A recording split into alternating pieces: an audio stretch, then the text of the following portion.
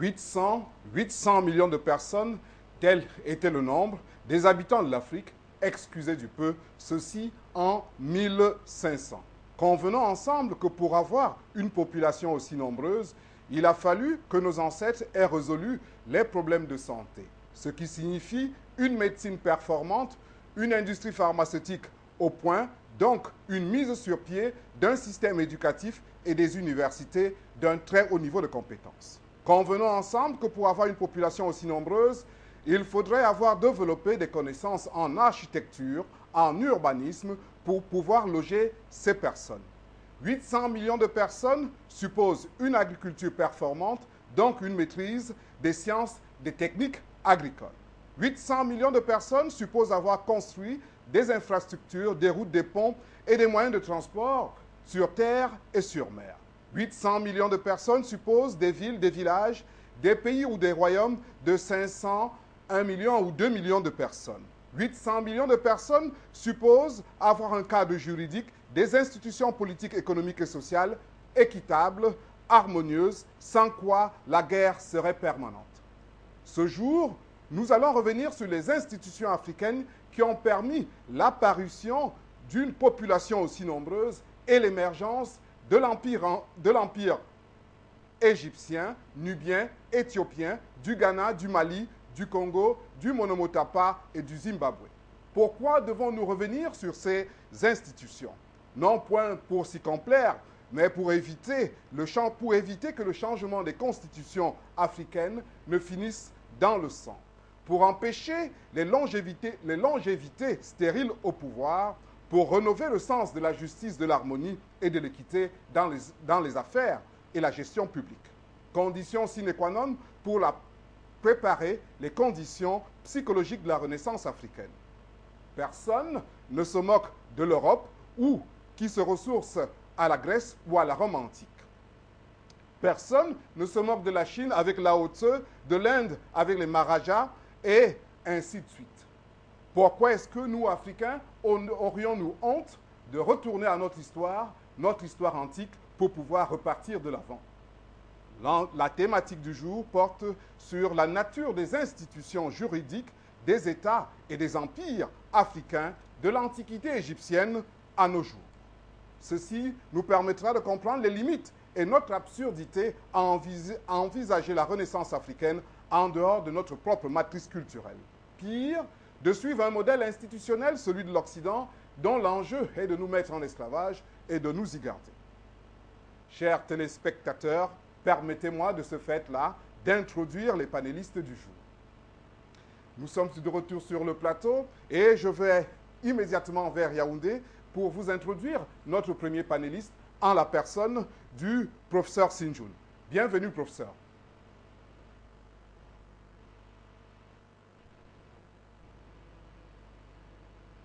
Bienvenue, Eric, bienvenue, merci de nous avoir invités. D'accord. Merci. Vous êtes philosophe et panafricain très intéressé par la polémologie, la science relative aux conflits civils et militaires. À vos côtés, n'est-ce pas, tout au moins de retour à Douala, nous allons sur le plateau recevoir le docteur Obonangini. Bonsoir, professeur. Bonsoir et bonsoir aux téléspectateurs. Vous êtes un sociopolitiste, n'est-ce pas, un spécialiste des relations internationales. On vous voit très souvent tomber la veste, n'est-ce pas, pour pouvoir échanger avec le public et de manière générale. Quel est le souci, quelle est la raison pour laquelle vous aimez tant échanger avec les populations africaines et camerounaises en particulier? Parce que c'est l'un des rôles de l'intellectuel, en plus d'être un chercheur, un enseignant, un penseur. Il doit être un éclaireur, un instructeur qui soit capable, dans certaines circonstances, de simplifier des questions et d'essayer d'éveiller les consciences. Merci. À ma gauche, nous avons quelqu'un que vous connaissez très bien sur ce plateau, qui est consultant de cette émission et qui est par ailleurs secrétaire général d'Afrocentricité internationale, en la personne de M. Balok. Bonsoir, M. Balok. Otep, M. Tayo. Merci. Nous allons aller vers Paris où nous allons recevoir ce jour, n'est-ce pas, le professeur historiographe, n'est-ce pas, de l'Afrique, en la personne du professeur Govi Gomez. Bonsoir et bienvenue, professeur.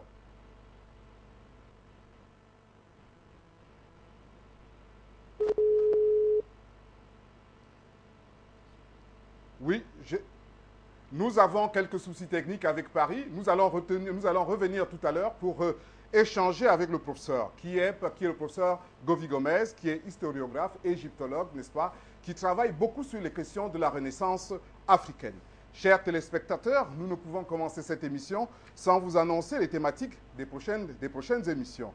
Nous allons entamer une série d'émissions sur la violence occidentale en terre africaine. Nous reviendrons sur l'esclavage, les génocides, l'apartheid, sur la colonisation et la néocolonisation. Par la suite, si nous avons du temps, nous reviendrons sur l'Afrique en parlant de l'unité culturelle, mythe ou réalité, les conséquences économiques, politiques et sociales de cette affirmation. Nous allons essayer, n'est-ce pas, de comprendre un certain nombre de choses relatives à la connaissance de l'Afrique. De ce fait-là, permettez-moi tout de suite, nous allons repartir sur Paris. Je ne sais pas si nous avons déjà le professeur Govy Gomez.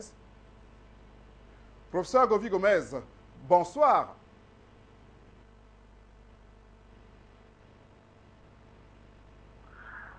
Bonsoir. Nous sommes très heureux de vous avoir au téléphone. Et vous êtes historiographe. Quelle est la différence avec un historien? Allô? Allô? Nous vous écoutons, professeur. Vous êtes à l'antenne. Je n'ai pas entendu la question, excusez-moi. Oui, professeur, la question était, je vous ai présenté en tant qu'historiographe, et quelle est la différence entre l'historiographe et l'historien?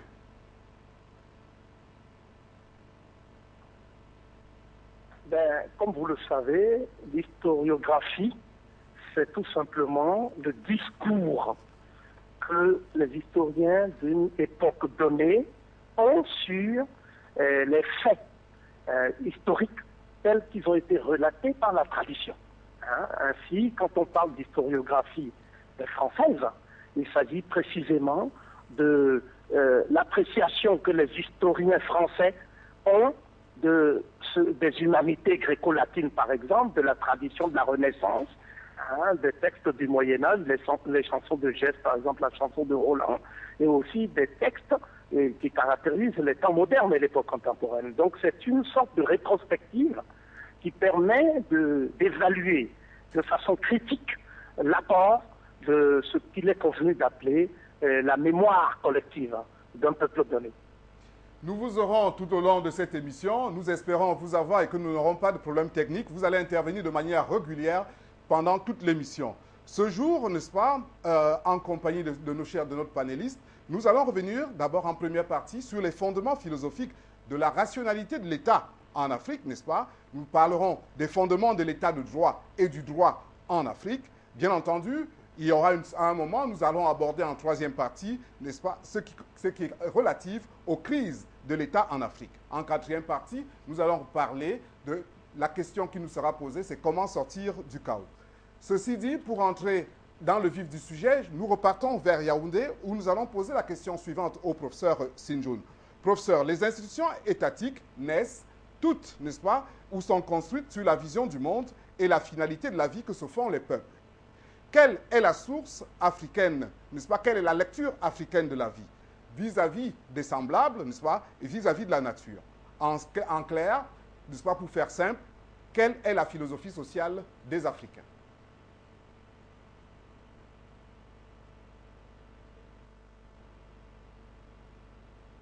Je pense qu'il va falloir, pour répondre à cette question, rappeler à nos auditeurs que l'Afrique est la première, chronologiquement, historiquement, à avoir fourni à l'humanité un système de fonctionnement de ce qu'on appelle les institutions. Elle a fait à partir de l'Égypte pharaonique, dont vous avez parlé tout à l'heure, qui a influencé le monde, et notamment le monde gréco-latin, avec lequel nous sommes entrés en relation. Il a Elle a interrogé aussi, elle a influencé le monde arabo-musulman, y compris le monde oriental, parce qu'elle fut normalement, n'est-ce pas, la terre de l'enfantement de tout ce que nous pouvons appeler la science. Je crois que c'est ce qui a été occulté, je dis par l'Occident récente, dans un rapport qu'on appelle dialectique maître-esclave, qui s'institue entre nous, n'est-ce pas, à partir, disons, du XVe siècle. Parce que je vais vous rappeler que tous les grands penseurs de l'Occident, y compris les Grecs, Platon, pour ne citer que ceux-là, ils se rappellent qu'ils ont été éduqués en Égypte, qu'ils ont étudié en Égypte. Vous avez Pythagore, vous avez Thalès, c'est très connu là.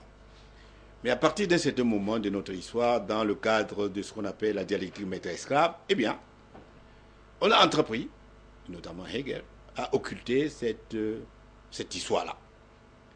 Je vais rappeler à ceux qui nous écoutent, qui sont des spécialistes des questions politiques, que par exemple au XVIe siècle, un homme comme Baudin, qui est connu, qui a théorisé ce qu'on appelle la souveraineté des États, eh bien, à ce moment précis, eh bien, l'Occident a le regard tourné, n'est-ce pas, vers le monde.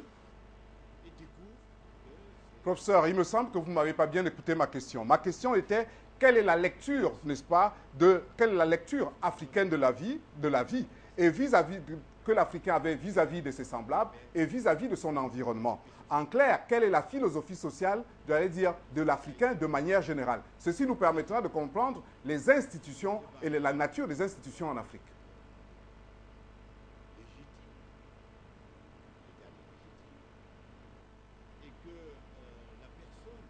Ok, nous allons revenir sur le plateau et je m'en vais tout de suite poser la question au professeur Mathias Onangini qui est sur le plateau. Professeur, vous avez la parole. La conception de la vie des peuples africains peut se lire de deux manières. Elle peut se lire dans le sens de la diversité sociale et culturelle, mais elle peut aussi se lire dans le sens de l'unité sociale et culturelle. Nous allons, pour simplifier les choses, évoquer ce sens de l'unité sociale et culturelle.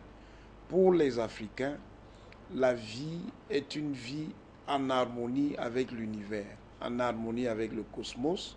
C'est une vie qui est essentiellement organisée autour du cadre écologique dans lequel l'homme s'inscrit. C'est ensuite une vie qui, pour se conformer à la logique de l'univers et du cosmos, met en valeur les éléments communautaires. Ce qui est important du point de vue des fondements civilisationnels qui unissent tous les peuples africains, c'est cette mise en valeur de la communauté. Le troisième élément, c'est une vie qui met en valeur précisément la vie. C'est pour cela que du point de vue métaphysique, les Africains ne sont pas, comme on le dit souvent, parce que ça ne concerne qu'un des aspects de leur positionnement spirituel, des animistes, mais ils sont des vitalistes, ce qui signifie que leur existence est organisée de différentes manières, mais toujours dans le souci de valoriser la vie, d'exprimer le respect pour la vie. Et cela va se traduire dès la montée en puissance des premières civilisations axiales de l'Afrique, notamment les civilisations qui se sont cristallisées dans la vallée du Nil et dans l'Afrique centrale des Grands Lacs. Ces civilisations-là vont précisément construire les représentations du monde qu'on retrouve d'une manière ou d'une autre chez tous les peuples d'Afrique. Et c'est à partir de ce cadre-là que vont naître les deux buts fondatrices de la civilisation africaine et même de la civilisation humaine, qui sont d'abord la Nubie ancestrale, Tasseti, qui apparaît comme la première véritable collectivité politique qu'on peut considérer comme un État, et à partir de Tasseti vont se développer les éléments qui vont constituer la fédération égyptienne qu'on appelle le Semataoui, l'union des deux rives ou des deux terres, qui sera le premier État procédant de Tasseti et montrant précisément en œuvre cette philosophie de la vie qui va développer notamment une conception particulière qui est la maths, une conception assez complexe et en même temps simple qui signifie la vérité, la perfection, la justice, la justesse et l'harmonie. Tout de suite, je vais me retourner vers M. Balok. Vous pensez que vous avez quelque chose à rajouter? Oui, il faut comprendre à partir de ce moment que lorsque on a ce genre de représentation, il faudrait maintenant construire la société sur la base de la justice. Et laquelle justice est inspirée des périodes qui ont précédé la fondation de l'État, surtout dans la vallée du Nil, où la période pré-dynastique est essentiellement marquée par des rivalités entre les différentes sociétés humaines qui avaient habité cette vallée. Donc nécessairement, cela a apporté une sorte de traumatisme chez les pré-nilotiques et les a amenés à comprendre qu'il faut thématiser le principe de l'ordre et faire tout et pour tout pour que dans l'évolution de la société, qu'on ne revienne plus à cette époque de l'anarchie. D'où, sur le plan sociologique, le principe de la Mahat. Justement, vous parlez du principe de la Mahat. Nous allons tout de suite à Paris, n'est-ce pas, vers le professeur Govy Gomez, qu'il nous dise un mot sur ce que c'est que la Mahat. Professeur Govy Gomez, nous vous écoutons.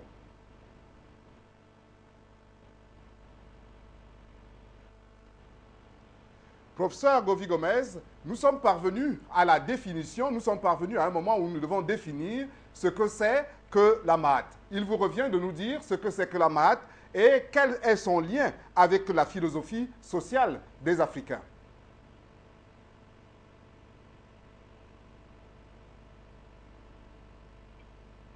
On vous écoute, on vous a donné un téléphone fixe, lequel est plus facile de... Là, nous revenons, nous voyons que nous avons quelques soucis techniques. Nous laissons à la technique de pouvoir résoudre cette difficulté. Peut-on aller vers Yaoundé, n'est-ce pas, pour interroger le professeur Sinjoun sur ce que c'est que la Mahat et quel est son lien avec la philosophie sociale des Africains de manière générale?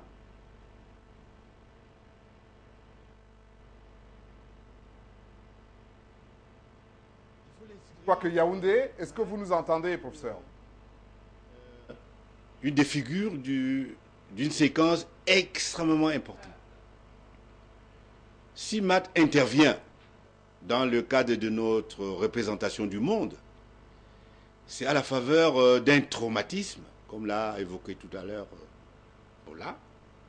C'est-à-dire que cela est lié, n'est-ce pas, à une succession. À une succession. Il se trouve que dans notre cosmogonie, dans notre ontologie de l'être, il y a eu une confrontation entre deux frères pour la succession au trône. Il s'agit précisément de Osiris et de son frère Seth. Eh bien,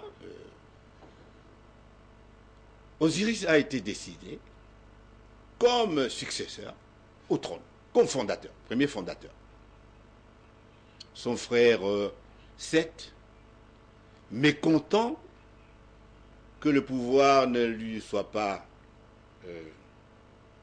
ait pas été échu, eh bien décide de tuer son frère, de l'assassiner, de disperser son corps un peu partout, dans les eaux, dans les airs, n'est-ce pas? Du coup, on est tombé dans un chaos gigantesque. Il n'y a plus de corps social, le corps est disloqué. C'est alors que va intervenir une figure extrêmement importante. Ça, c'est Isis, qui est la femme d'Osiris. Et c'est pour ça que le rôle de la femme est important, parce que nous allons le revenir dans notre propre conception du monde. Eh bien, cette dame, Isis, va se mettre à la recherche de ce corps disloqué, c'est-à-dire le corps de son mari. Eh bien, elle va convoquer d'autres figures extrêmement importantes,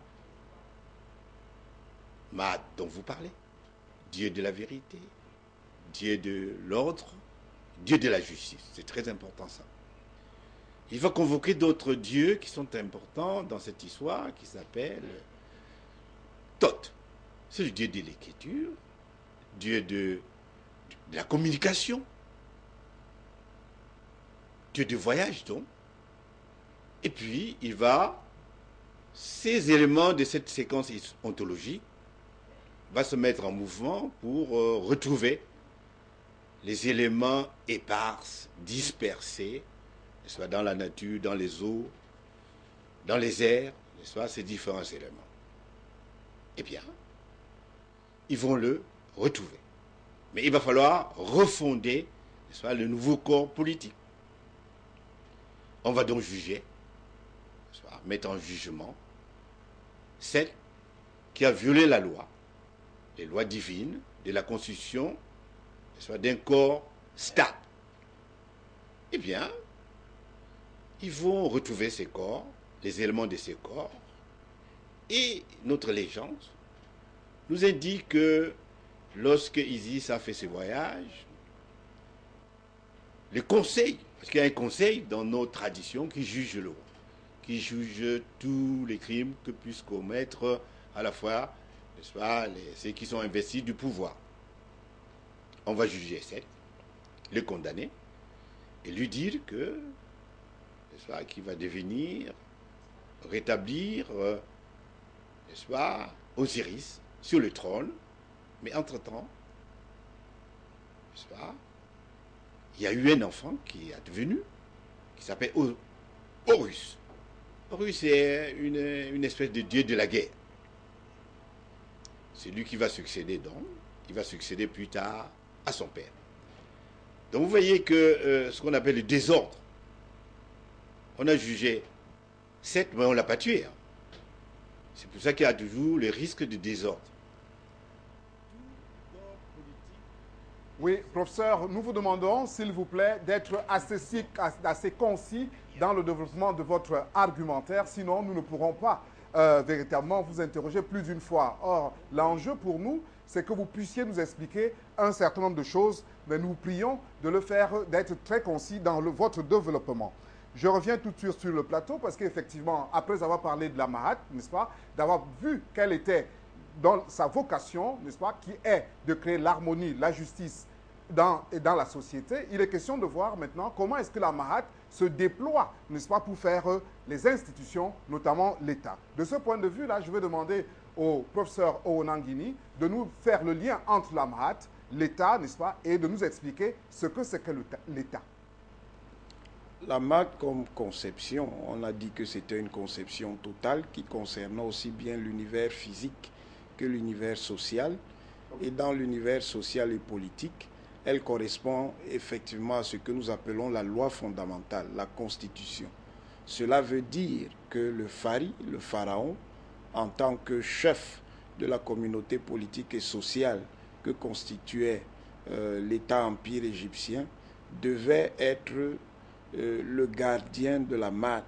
Il devait conformer son gouvernement à Mahat. Il devait gouverner en respectant les valeurs exprimées par cette norme qui était en quelque sorte une constitution. À partir de ce moment, la Mahat, en tant que règle, inspirait tous les aspects du gouvernement de la société égyptienne. Elle était donc au cœur de la structuration de l'État. Ce concept est très important parce qu'en réalité, si nous devions, par anachronisme, utiliser des notions modernes, c'est la première figuration de ce qu'on appelle aujourd'hui, par exemple, sous certains angles, la bonne gouvernance. Donc il y avait déjà un concept qui devait donner à l'État une certaine orientation. Gouverner, ce n'est pas opprimer. Gouverner, ce n'est pas persécuter. Gouverner, c'est conduire la société en tenant compte d'un certain nombre de règles qui doivent en assurer l'harmonie. Et pour cela, celui qui était le chef principal, Pharaon, devait gouverner en respectant ces règles de justice, d'harmonie, de vérité. On peut donc dire qu'on a là la première source de ce qu'on va appeler dans différentes cultures les états de vertu et les états de droit. Merci, nous allons vers Paris où nous espérons cette fois-ci avoir le professeur Govy Gomez. Et à lui, nous poserons la question, nous allons demander qu'il revienne d'abord sur l'État égyptien, n'est-ce pas? Et bien entendu, sur l'état de droit en Égypte antique.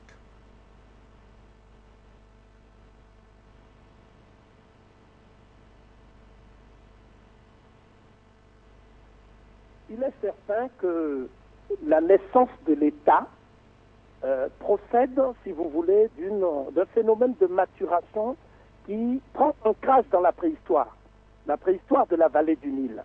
Donc, les auditeurs ne sont pas très familiarisés avec les sites archéologiques, notamment le Guervéen et le site de Nagada. Mais quoi qu'il en soit, à partir de...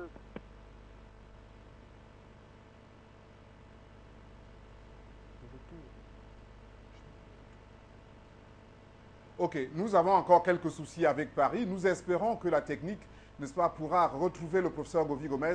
C'est important qu'il nous donne cette explication en ce qui concerne la Mahat et son rôle et le lien que la Mahat a avec l'État. Ceci va nous permettre, comme le professeur a dit tantôt, n'est-ce pas, de comprendre la gouvernance et pourquoi est-ce qu'il faudrait instituer une gouvernance harmonieuse et éviter par la suite des désagréments dans la gestion des affaires publiques en Afrique de manière générale.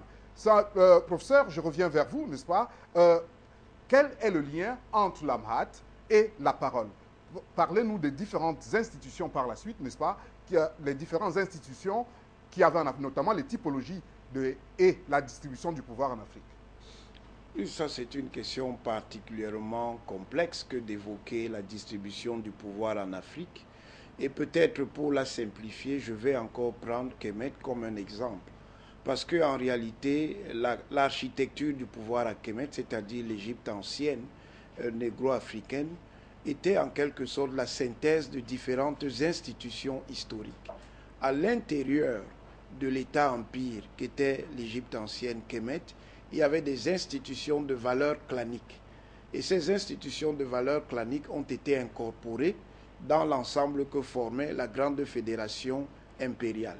Voilà pourquoi dans l'architecture politique et administrative de Kemet, vous avez des districts qu'on appelait sous. Ensuite, vous aviez des provinces dirigées par des gouverneurs que les Égyptiens appelaient les Hekaou et que les Grecs par la suite ont appelé les nomarques. Et au sommet, vous aviez un gouvernement central où le pharaon était assisté par un ou deux premiers ministres, qu'on appelait les Djati. Il y avait, pour simplifier encore une fois, un premier ministre du Nord et un premier ministre du Sud. Et cette organisation administrative s'appuyait sur des services de défense. Il y avait une armée et il y avait une police.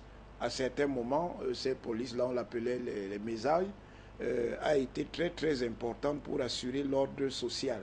Donc on voit qu'il y a une articulation qui rassemble toutes les formes politiques qui s'étaient cristallisées dans l'Afrique des Grands Lacs et la vallée du Nil. Aussi bien les institutions claniques qui correspondent à ce qu'on appelle les systèmes de gouvernement dilués ou de gouvernement multiples, ce que l'anthropologie occidentale a appelé de manière un peu discutable les sociétés acéphales.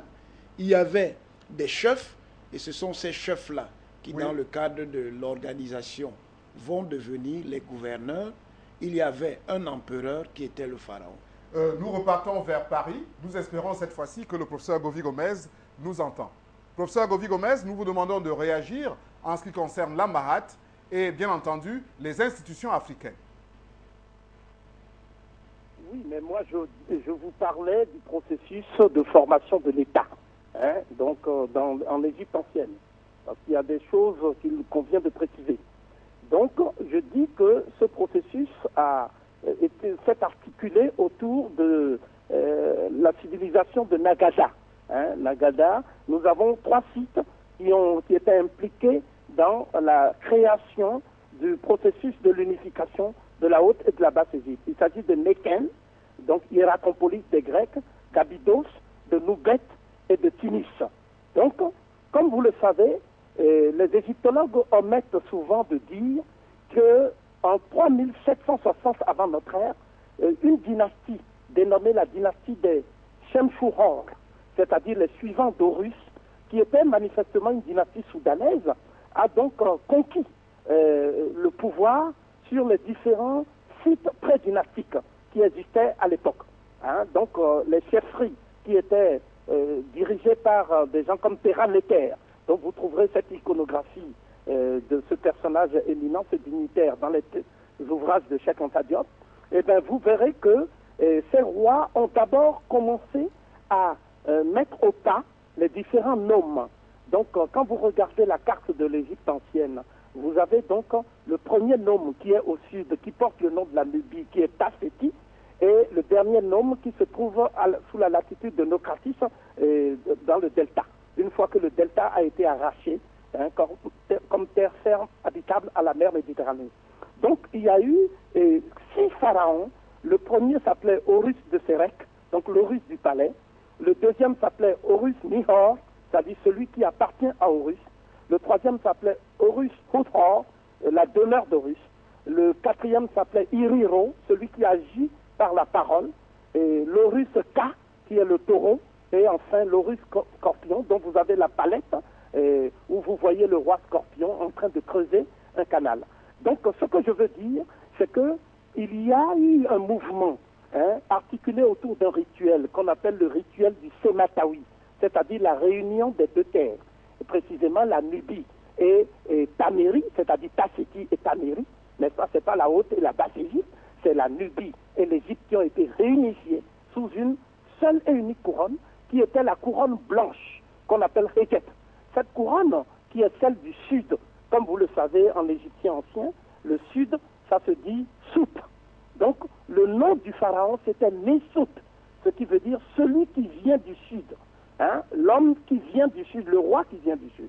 Cela consacre donc l'antériorité des contrées méridionales sur la basse vallée du Nil et à plus forte raison sur le delta du Nil, contrairement à ce qu'enseignent les égyptologues eurocentristes.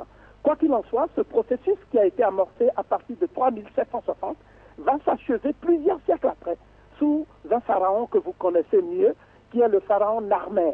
Et ce pharaon Narmer, justement, c'est lui qui va achever le processus de l'unification de la haute et de la basse Égypte.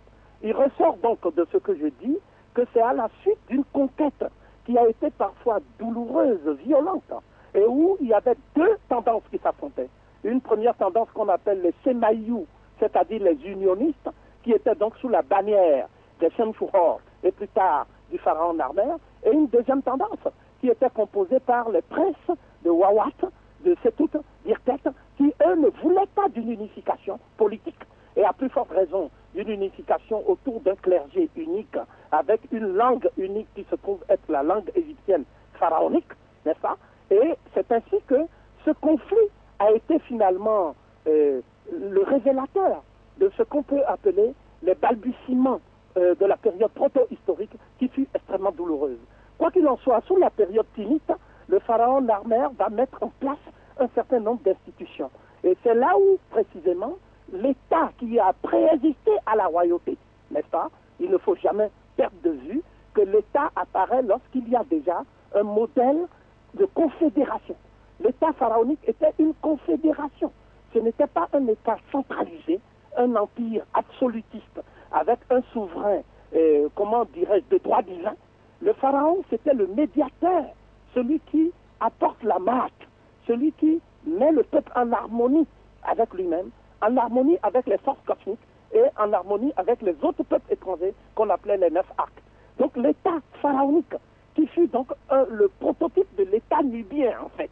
C'est l'État nubien qui a donné naissance à l'État pharaonique, puisque le site de Nagada où l'État est né était un site nubien, n'est-ce pas? Donc nous sommes en 3400 avant notre ère déjà.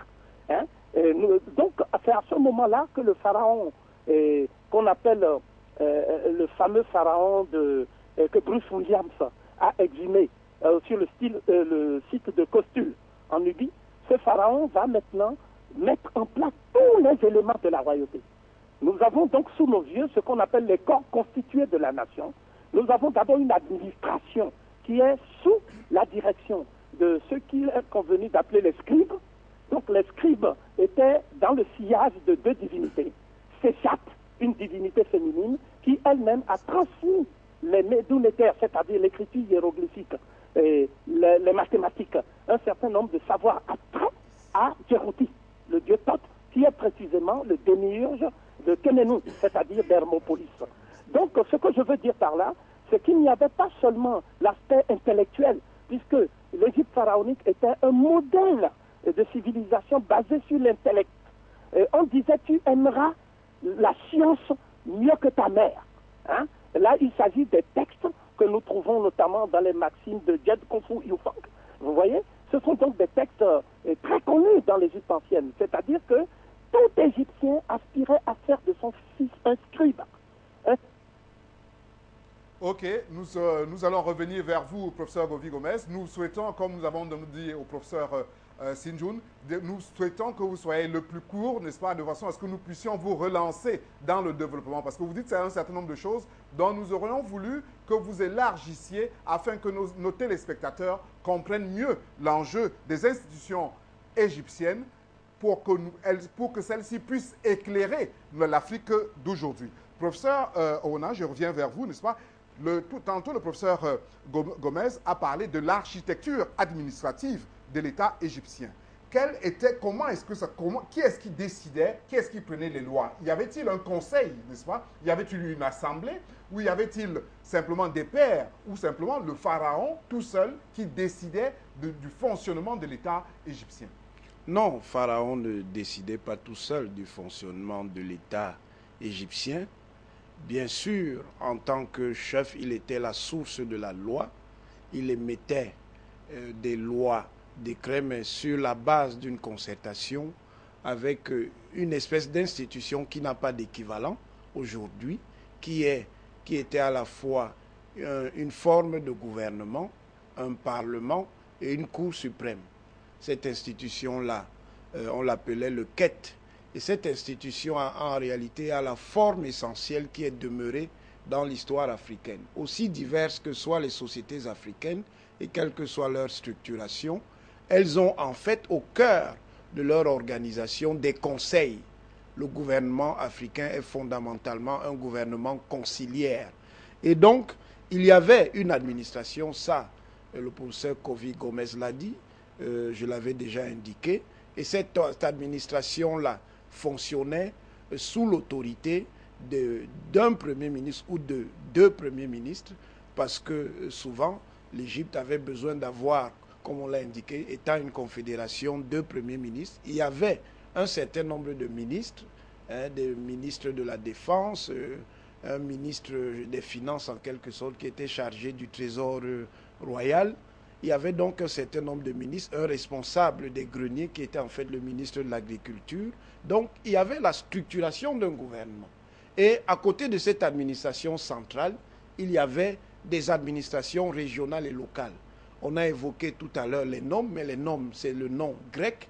Le nom égyptien, c'était le Sepat, les Sepaout, qui étaient des provinces. Okay, ça veut dire que l'Égypte a inventé une structuration qu'on appelle aujourd'hui la déconcentration. Il y avait des provinces, et à la tête de ces provinces, il y avait des gouverneurs qu'on appelait les Eka, ou comme on a dit tout à l'heure. Et à l'intérieur de ces Sepat, il y avait encore des districts. Ça veut dire qu'on allait jusqu'au bas de la société. Et au bas de cette société, il y avait des communautés de base, en fait, les communautés qui constituaient la population égyptienne. Ça veut dire que nous avons non seulement le premier État fédéral, mais nous avons aussi le premier État communautaire. Et en réalité, ce programme et cette architecture de gouvernement, c'est l'architecture que les sociétés africaines doivent avoir pour être équilibrées. Elles doivent tenir aussi bien la nécessité d'organiser les communautés de base, essentiellement sous la forme des clans, ou entre guillemets, ça n'a pas la même logique en Inde, des castes.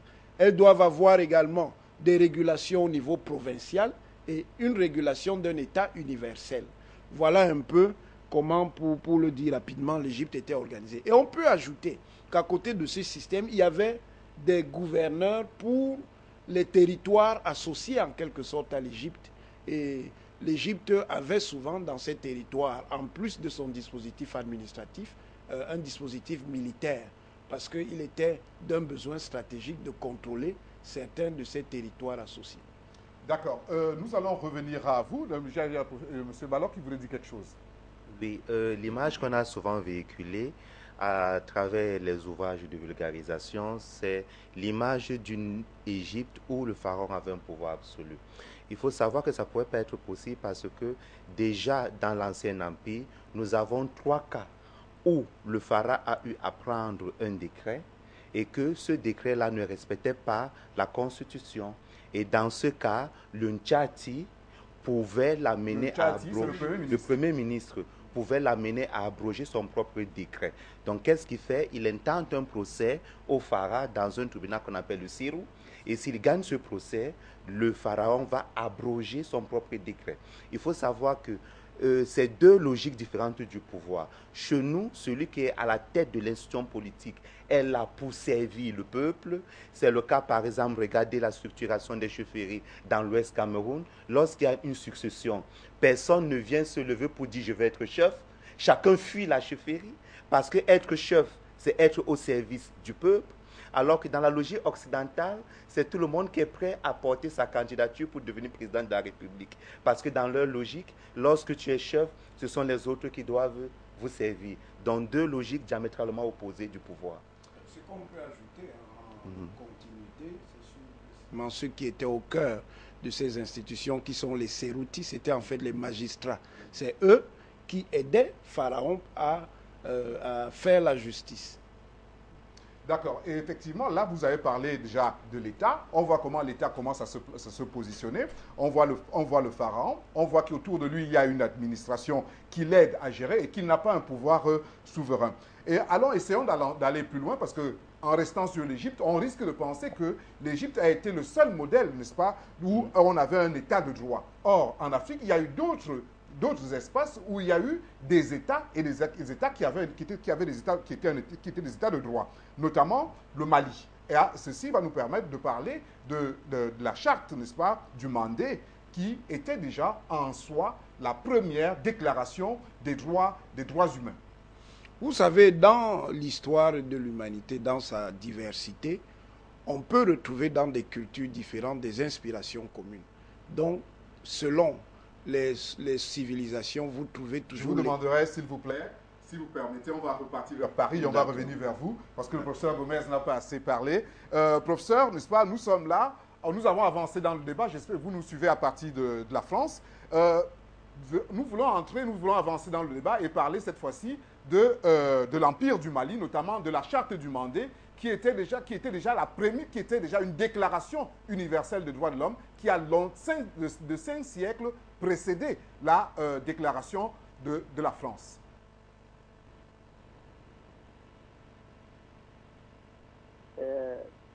La conception du pouvoir, la conception pharaonique du pouvoir va de pair avec la législation. Et la législation a comme cœur nodal, comme concept nodal, la MAT. La MAT, c'est tout simplement la rectitude, la transparence, la justice, l'équité dans l'ordre du fonctionnement de la personnalité morale, n'est-ce pas? Et aussi ce qu'on appelle l'harmonie. Donc la MAT, c'est ce qui permet de mettre ensemble tous les éléments qui participent du règne de la création. Le règne minéral, le règne animal, le règne végétal et, à plus forte raison, l'ordre des divinités. Et c'est cette vision qui va être transmise à ce que j'appellerais les civilisations post-pharaoniques, notamment l'empire de Ouagadougou. Le mot Ghana que nous avons généralisé, en fait, vient des Berbères. Le terme que les Soninké utilisaient, c'est le terme Ouago, qui veut dire noble. Ouagadougou, donc, c'est le pays des nobles. C'est l'empire qui a été fondé par la dynastie des Cissé. Comme vous le savez, ce que vous appelez l'empire du Mali était une périphérie de cet empire Soninké de Ouagadougou. Vous connaissez la fameuse légende de Ouagadougou traduite par Batili, et vous voyez les interférences que Youssouf Tata Cissé a pu noter avec les premiers clans matrilinéaires qui vont utiliser cette conception africaine du droit, ce que j'appellerais l'harmonie divine, et érigée en norme pour une société donnée, une société humaine donnée, n'est-ce pas? Et c'est précisément la phase femme qui apparaît comme celle qui est dépositaire du pouvoir. Hein. La femme a délégué à l'homme l'autorité, n'est-ce pas? Et donc, la source du pouvoir vient de la filiation utérine, qui paraît la plus sûre. Et c'est de là que la doctrine que Bachofen va appeler plus tard le matriarcat va émerger. Hein. Donc, s'il en est ainsi, le véritable pouvoir est concentré dans les mains de la reine-mère, la mère du roi.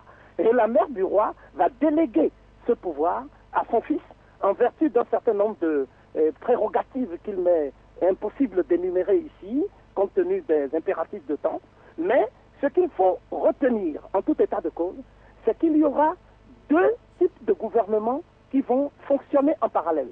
Le gouvernement religieux, dans le cas de l'Égypte, c'était dirigé par le grand prêtre d'Amon de Karnak, même si le pharaon était censé être le premier prêtre du pays, n'est-ce pas?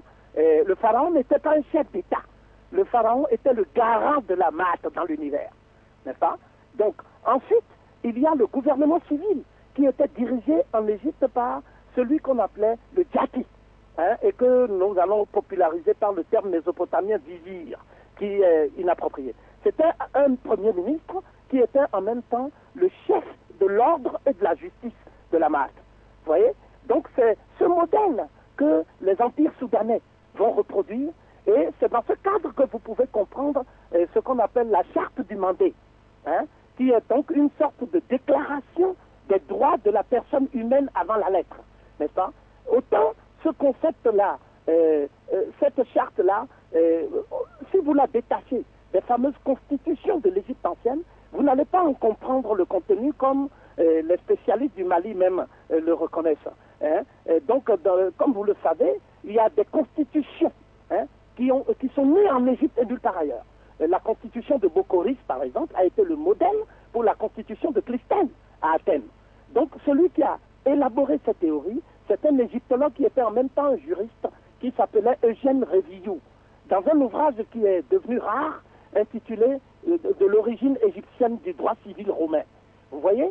Donc, vous avez donc l'ordre constitutionnel de l'Afrique depuis les origines, et comme je parle depuis la librairie panafricaine Taméry à Paris, hein, j'ai sous les yeux justement la traduction par Youssouf Tata Cissé de la fameuse charte du Mandin, hein, mais le sous-titre est très donc marque avec force l'enjeu.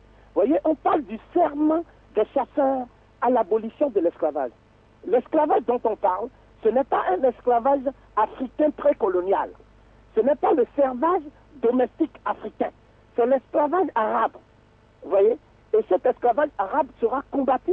Et vous savez bien que ce combat qui sera mené par Soundiata Keita, mais aussi par le chef Soussou, Soumaoro Kanté, qu'il a réussi à vaincre, n'est-ce pas, pour pouvoir fonder l'Empire du Mali, et bien cet esclavage sera combattu par d'autres figures éminentes qui seront, pour ainsi dire, marginalisées. Et c'est le cas, par exemple, et j'en viens donc au troisième grand empire, l'Empire Songhai. Et c'est le cas, effectivement, de quelqu'un qui est très mal vu par les Arabes, hein, et qui les a tout le temps combattus, hein, et donc qui était donc lui-même un chef mandingue qui avait son influence jusqu'au nord du Dahomey actuel. Hein, vous voyez, quand vous regardez le nord du Dahomey, c'est une entité qui faisait partie de l'Empire Songhai. Hein, donc celui qui dirigeait cette province du nord Dahomey. Professeur Govi Gomez, nous revenons à vous dans un instant et nous allons immédiatement vers Yaoundé où nous allons pouvoir enfin avoir le professeur Sinjoun. Nous le prions, s'il vous plaît, qu'il réduise, n'est-ce pas, qu'il soit très vif dans la réponse, n'est-ce pas, que nous savons très importante pour nous. Nous avons avancé dans le débat et il est question pour nous, nous parlons maintenant de la charte du Mandé. Et nous vous demandons, vous qui êtes philosophe, quelles sont les avancées de la charte du Mandé et bien entendu, en quoi est-ce qu'elle était un dépassement, n'est-ce pas, de la charte de la Déclaration des droits de l'homme de la France qui va venir en 1789.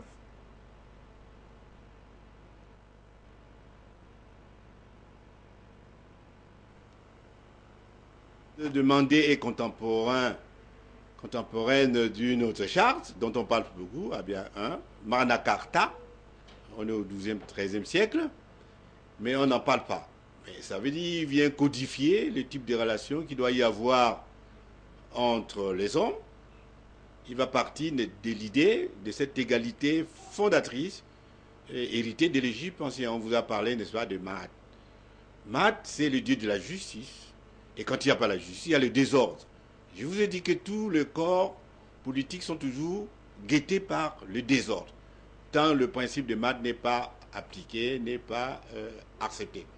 Or, il se trouve quand même qu'à partir du XVIe siècle de notre ère, eh bien, l'Occident va complètement bouleverser, n'est-ce pas, faire des autres, à travers ce qu'on appelait la directive maître-esclave, eh bien, nous allons devenir, n'est-ce pas, l'esclave, la chose de l'Occident.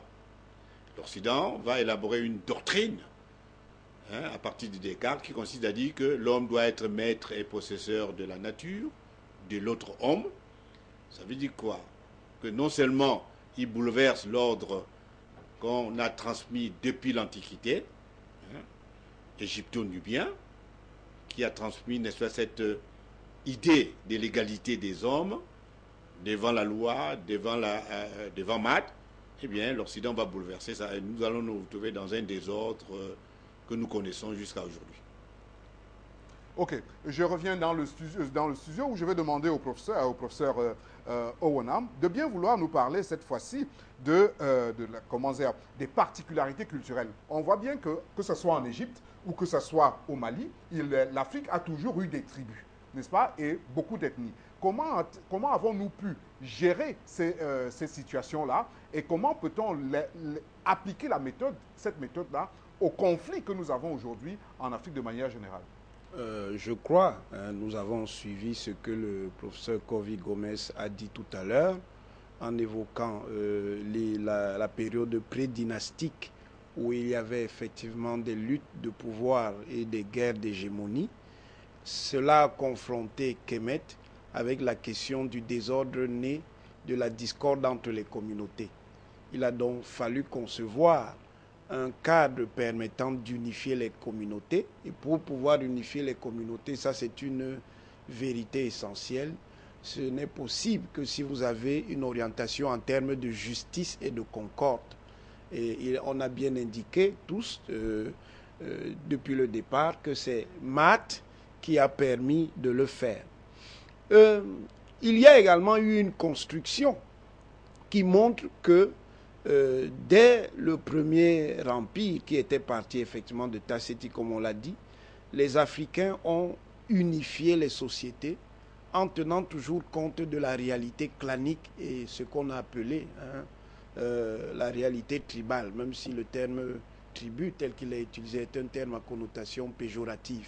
Et voilà pourquoi, au niveau de l'organisation administrative, chaque localité avait son blason et avait ses totems en réalité. C'était pour dire que la société centrale reconnaissait la diversité et l'encadrait. Nous avons donc là ce qui peut inspirer toutes les sociétés étatiques africaines aujourd'hui. La diversité des groupes, la diversité clanique, la diversité qu'on appelle aujourd'hui ethnique n'est pas en soi un élément qui va créer la discorde s'il y a des bases constitutionnelles et législatives qui sont orientées vers la justice.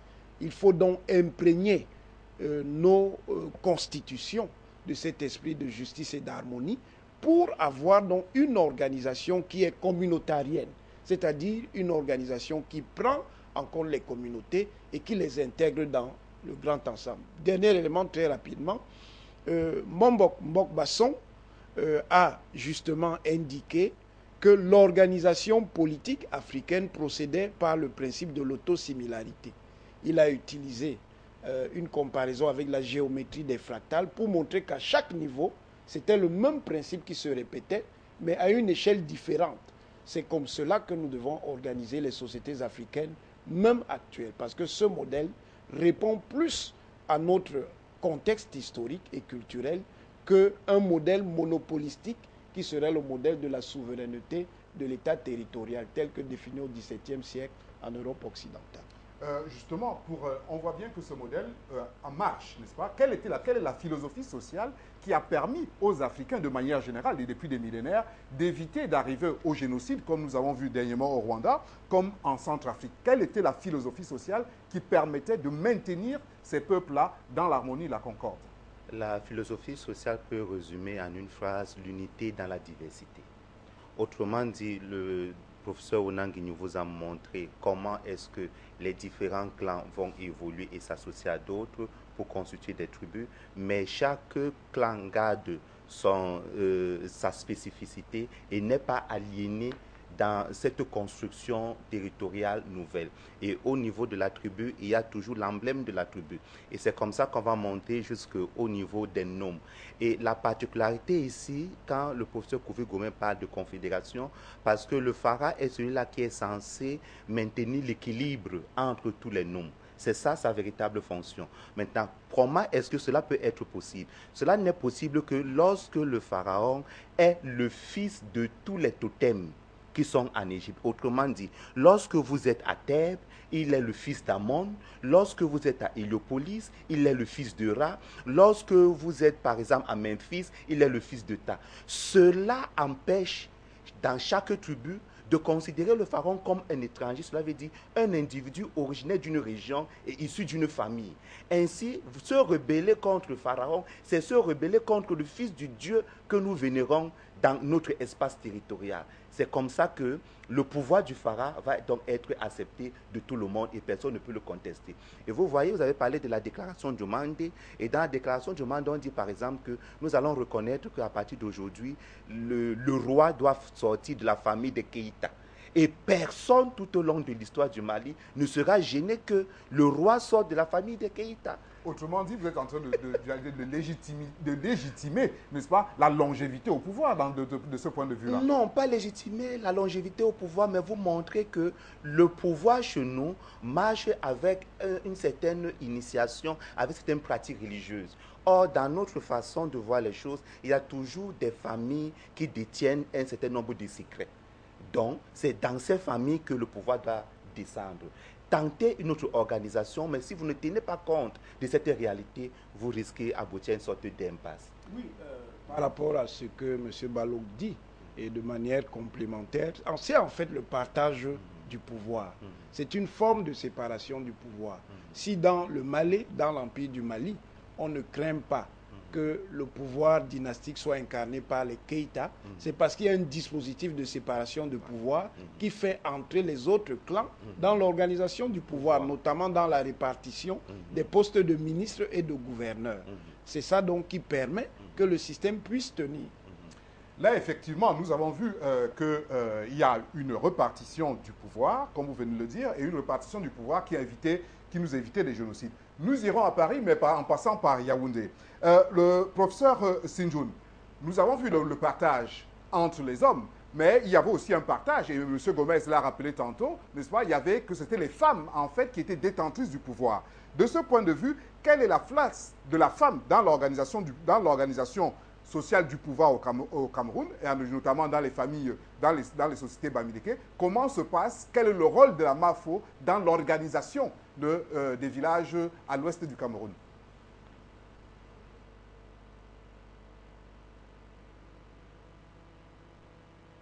Je pense que l'organisation des femmes, notre système est bicaméral. Bicaméral.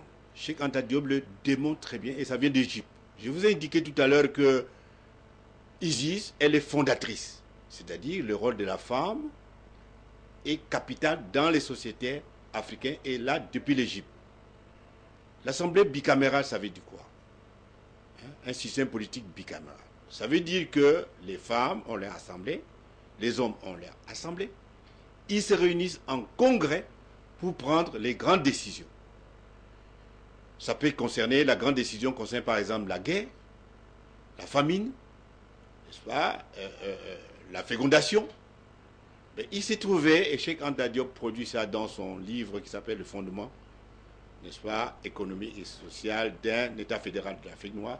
Eh bien, il s'est trouvé que ces femmes, lorsqu'elles se retrouvaient, n'est-ce pas, en congrès, eh bien, c'est une décision, n'est-ce pas, prise par les femmes qui était entérinées par les hommes. Donc, il n'y a pas, n'est-ce pas, une espèce qu'on appellerait aujourd'hui l'infériorité de la femme par rapport à l'homme. Et puis, il y a un autre élément. Par exemple, le mariage, n'est-ce pas, dans les sociétés que vous convoquez tout à l'heure, en pays bamileke, bien, quand on envoie sa fille ou son garçon quelque part, à la fois c'est pour éviter, n'est-ce pas, qu'on ne leur fasse jamais la guerre. Vous voyez, c'est toujours la tentation, n'est-ce pas, l'ambition, n'est-ce pas, de créer l'harmonie. Parce que quand une femme se marie, quelque part, elle ne perd pas ses droits d'où elle vient. Et le mari n'a pas le droit, n'est-ce pas, de la traiter autrement que très dignement. Faute de quoi, elle va rentrer chez elle, et retrouver sa place, et vous aurez beaucoup de problèmes, n'est-ce pas, pour la retrouver. Voilà. Govi Gomez, nous revenons vers vous, nous revenons sur Paris, n'est-ce pas? Nous avons parlé des femmes.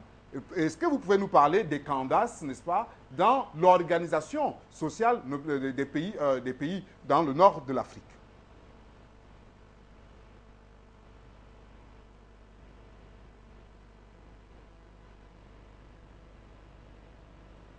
Non. Professeur Govi Gomez, nous vous demandons, si vous nous entendez, de nous parler des Candace et du règne des Candace, n'est-ce pas, dans les empires, si je ne me trompe, les empires nubiens.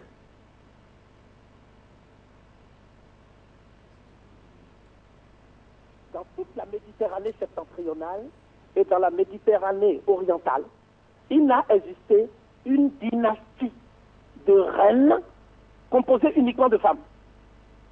Nulle part ailleurs. D'ailleurs, je vous mets au défi de citer une femme qui a pu avoir le titre de Basileus en Grèce. Hein? Et ceci de l'époque de Thalès jusqu'à la période hellénistique. Je vous mets au défi de citer une femme qui est régnée à Rome, n'est-ce pas? Qui a été César à Rome, n'est-ce pas? Je vous mets au défi de citer une femme qui est régnée dans l'ancien royaume de Judée ou d'Israël. À plus forte raison, une femme qui est régnée dans le monde arabe. Hein? Je parle des Arabes jectanides, je ne parle pas des Sabéens. C'est absolument impossible. Toutes les femmes qui ont eu à occuper un trône, quelconque en Occident, comme la reine Victoria, sont arrivées là où elles ont été par intrigue. Seules en Afrique, des femmes ont régné au cours d'une dynastie. Cette dynastie, la dynastie des Candace, était une dynastie composée de femmes qui, justement, n'étaient pas juste des reines, c'était des adoratrices divines. C'était des initiés de haut rang, hein, dans les cénacles même du haut savoir nubien. Et l'une d'entre elles a défrayé la chronique. Et on n'en parle pas assez. Il s'agit d'une reine dénommée Amani-Renas, dont le nom en égyptien hiéroglyphique signifie Amon est son nom. Hein, Amani-Renas. Et cette reine a infligé une défaite traumatisante à Rome, hein, à l'Empire romain. Et c'est le préfet Caius Petronius qui a subi la défaite humiliante de cette femme. Au demeurant, l'armée de cette femme était composée à 80% de femmes, n'est-ce pas? C'est également le cas dans toute l'Afrique précoloniale. Comme vous le savez, ce sont des femmes qui ont intimé au roi du Dahomey Béhanzin, hein, l'ordre de mener la guerre contre le corps expéditionnaire français, qui était dirigé par le colonel métis Amédée Dodds. Donc, ce que je veux vous dire, nous, en fond, nous les appelons Awangasi dans ma langue. C'est-à-dire, ce sont des femmes qui ont un courage divin. Et Strabon, qui a écrit la géographie dans l'Antiquité, a même eu une phrase prémonitoire. Il a dit, c'est une femme, une reine qui a eu un courage au-dessus de son sexe. Hein? Elle a eu un courage au-dessus de son sexe. Donc, c'est dire que nulle part en Occident, il n'y a eu une promotion de la femme. Tandis qu'il y a eu une véritable régression statutaire des femmes noires, une fois que les Africains ont perdu l'initiative historique, à partir de 1525, sous Cambyse. C'est le contraire qu'on a vu en Occident. En Occident, les femmes n'avaient aucun droit. Même en France ici, il aura fallu attendre le général de Gaulle pour que les femmes françaises aient le droit de vote. Une femme a d'ailleurs défrayé la chronique, même en France ici. Elle s'appelait Marie Gouza. et son surnom c'est Olympe de Gouges. Cette femme a été guillotinée en France tout simplement parce qu'elle s'opposait à l'esclavage de ses consoeurs noires de Antilles. Et cette femme a écrit un texte que la France cache aujourd'hui à l'érudition moderne. Ce texte est intitulé La Déclaration des droits de la femme. Parce qu'elle estimait que la Déclaration des droits de l'homme et du citoyen, n'est-ce pas, dont tant d'Africains se font une idée absolument erronée, n'est-ce pas? Ce texte de la Déclaration des droits de l'homme et de la femme stipulait explicitement que le nègre n'était pas concerné par le droit de l'homme. C'était l'homme blanc. C'était même pas la femme blanche qui était exclue, qui n'avait aucun droit. Donc, ce que je veux dire, c'est que nous devons renouer avec une certaine pratique du pouvoir qui met au premier rang les femmes. Regardez bien en Afrique aujourd'hui. Sur 54 États, il y a seulement 2 femmes qui sont présidentes. Une, à titre purement transitoire, en Centrafrique, Mme Samba Panza, et une autre au Libéria, parce qu'elle a été élue. Ce n'est pas normal, parce que les femmes sont majoritaires sur le continent africain. Donc il faut renouer avec ce qu'on appelle le Parlement bicaméral. Il faut renouer avec le bicaméralisme. Il faut redonner à la femme un statut juridique, un statut économique, un statut politique, et à plus forte raison, un statut éducatif. C'est celle qui éduque les enfants. Et la Renaissance africaine sera un vœu pieux aussi longtemps que les femmes africaines seront marginalisées, aussi longtemps qu'elles n'apparaîtront pas comme les éléments, si vous voulez, actifs du devenir, les forces motrices, pour ainsi dire, de nos sociétés. Merci, professeur Gomez. Nous reviendrons à vous dans un instant. Nous allons permettre à 2 téléspectateurs de nous joindre par téléphone. Il faut dire que cette émission, nous l'avons voulu dans un principe très pédagogique, d'abord de poser les bases de la Renaissance africaine. Parce que très souvent, nous parlons de l'Afrique, mais nous ne savons pas d'où vient l'Afrique et d'où elle va. Et nous ne savons pas exactement quels sont les mécanismes qui ont pu nous faire devenir des grandes civilisations et quels sont les mécanismes qui nous ont fait sortir de l'histoire. Donc, chers téléspectateurs, excusez-nous, mais toutefois, nous prenons 2 appelants au téléphone.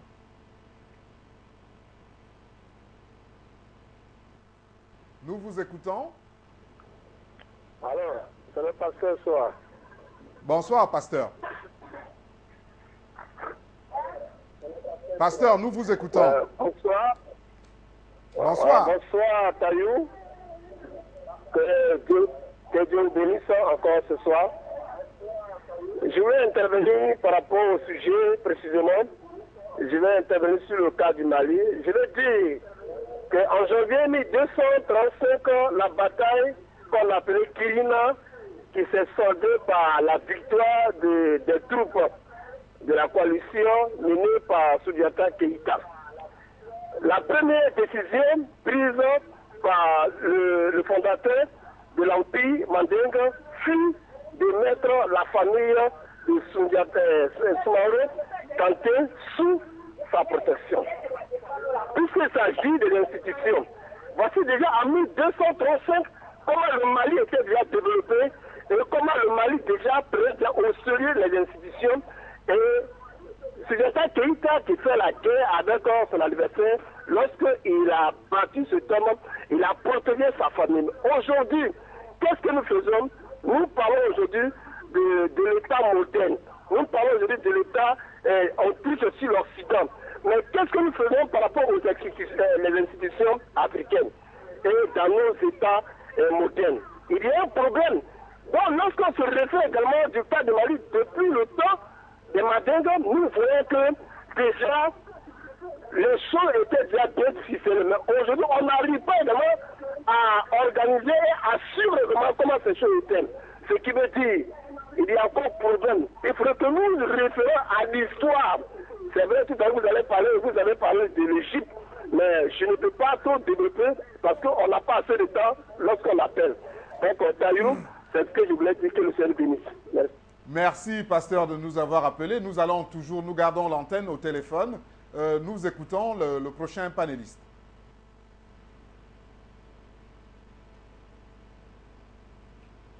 Au téléphone, nous vous écoutons. Bonsoir Afrique Média, bonsoir aux téléspectateurs, bonsoir aux panélistes, bonsoir le monde.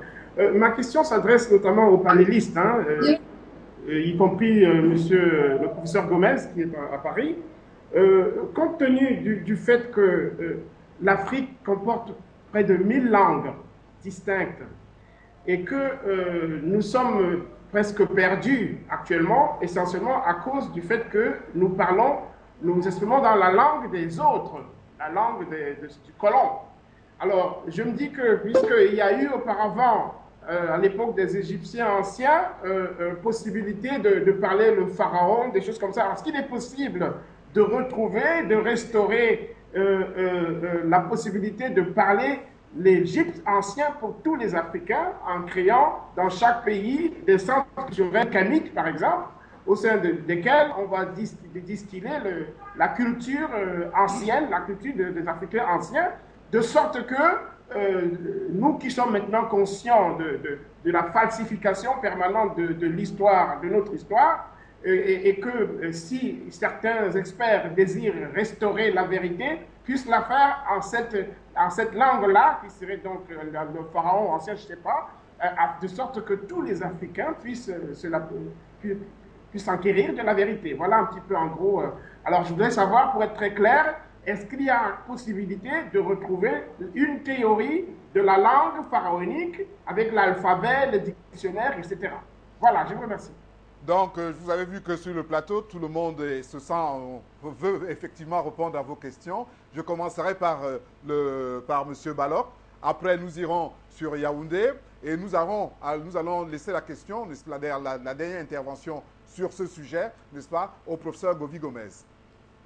Pour commencer, il n'est pas dit qu'en Égypte, il y avait une seule langue qu'on parlait. C'est d'autant plus que nous avons dit qu'il y avait plusieurs tribus. Donc, il n'est pas dit qu'il y avait une seule langue. Mais nous connaissons aujourd'hui qu'il y a le Ronya Kemet, cela veut dire le palais de Kemet. Donc, c'est les hiéroglyphes que nous transiterons aujourd'hui. La phonétique de ces hiéroglyphes, on l'appelle Ronya Kemet. Donc, nous pensons que les hiéroglyphes étaient venus à un moment où il fallait déjà, à partir des symboles, harmoniser la façon de voir, de penser, de parler et tout cela. Donc, il est possible de partir du pharaonique ancien pour bâtir un corps de science. Premier élément. Le deuxième élément se situe à ce niveau où il n'y a pas plusieurs langues en Afrique. Il y a plusieurs parlers. Cela veut dire que les variations d'une même langue, il y a une unité linguistique sur le continent, à moins qu'on ne parte des thèses de l'ethnographie coloniale. Voilà ce que je peux dire pour l'instant. Donc, nous allons vers Yaoundé et nous demandons au professeur Sinjoun, dites-nous, faut-il unifier, n'est-ce pas, les langues africaines ou est-ce qu'il y a déjà, comme le disait tantôt le professeur M. Balok, qu'il y a une langue africaine, il y a un seul parler, et il y a une langue, il y a plusieurs parlers. Doit-on aller vers l'unification au risque de tuer, n'est-ce pas, la diversité qu'est l'Afrique jusqu'aujourd'hui?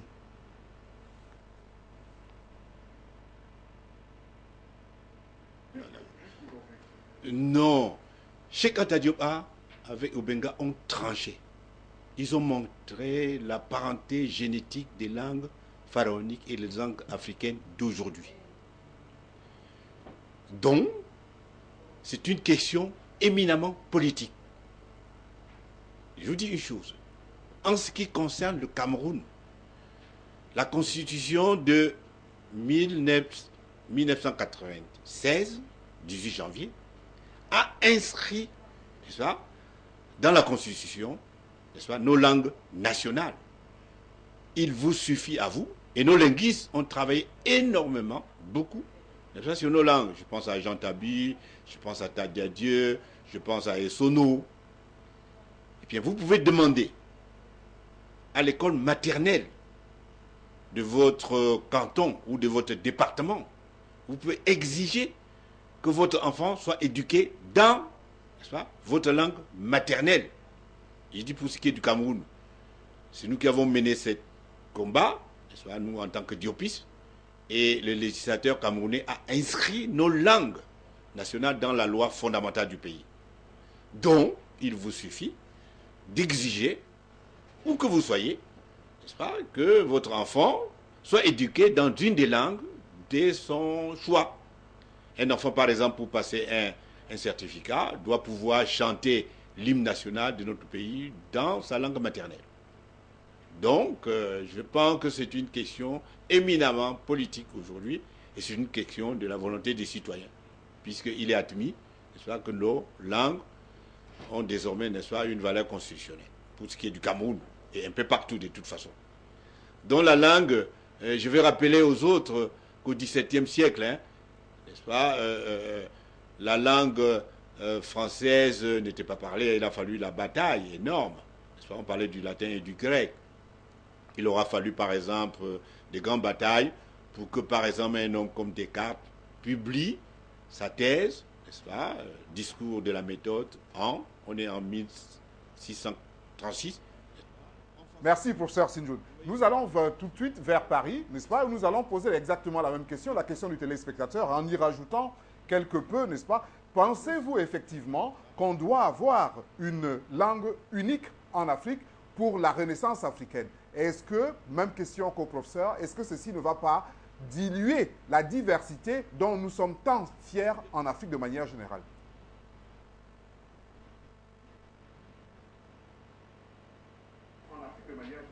Mais de toute façon, hein, je prends le cas que vous connaissez très bien, la France. Hein. Le breton parle le breton. La question était adressée au professeur Govy Gomez. Le professeur Govy Gomez, vous nous entendez? Non, le professeur, malheureusement, Govy Gomez n'est pas à l'antenne. Donc, nous allons continuer avec le professeur Onangini dans le studio. Et nous allons lui demander quel est son avis.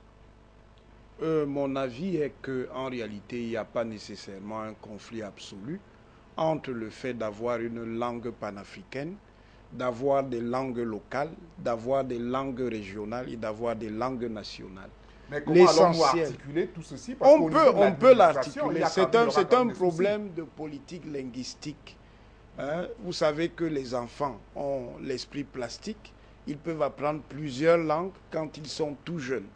Ça dépend simplement de la politique linguistique. Ils peuvent avoir 4 ou 5 langues. Il y aurait une langue locale qui exprime leur identité locale, une langue régionale, surtout si on passe en Afrique par des États qui sont des États décentralisés ou fédéraux, une langue nationale, une langue continentale, et rien n'interdit pour l'ouverture au monde de parler d'autres langues. Le problème actuellement, c'est que ce sont ces langues étrangères qui dominent. Ce n'est pas en soi le fait de parler les langues étrangères qui est une mauvaise chose, c'est le problème que cela submerge les langues africaines. Et je reviens rapidement sur l'Égypte. Il y avait évidemment des variations dialectales. Il y avait le saïdique, le boaïrique, le fayoumik, qui montraient précisément que le Rohan Kemet pouvait s'adapter aux différentes configurations régionales, aux différentes régions de l'Égypte. D'accord. Nous allons cette fois-ci vers Paris et nous allons écouter le professeur Govy Gomez. Alors, comme je l'indiquais précédemment, quand on essaye de cerner de près les causes endogènes et exogènes de la régression des civilisations négro-africaines, notamment la civilisation égypto-nubienne et les royaumes et empires post-pharaoniques, n'est-ce pas? 3 facteurs sont discernables immédiatement. Le premier, c'est la perte de la maîtrise, disons, l'absence de maîtrise de notre système éducatif. Hein? Une fois qu'on a fermé le temple égyptien, à partir de ce moment-là, il n'y a plus de transmission correcte des savoirs fondamentaux, n'est-ce pas, dans la civilisation égyptienne. Vous savez que la bibliothèque du Ramesséum comptait jusqu'à 700 000 volumes. 700 000 volumes. Et que c'est cette bibliothèque qui a été littéralement pillée. Hein, à l'époque alexandrine, d'ailleurs, on croit que c'est Alexandre le Grand qui a fondé Alexandrie, mais Alexandrie s'appelait Rokati, c'est le nom égyptien, et ça existait avant Alexandre de Macédoine. Mais la civilisation égyptienne fera l'objet d'une véritable captation de son héritage par Rome et par la Grèce et plus tard par le monde arabe, à partir de 639 de notre ère. Ce processus entraînera un deuxième facteur, c'est la régression statutaire des femmes noires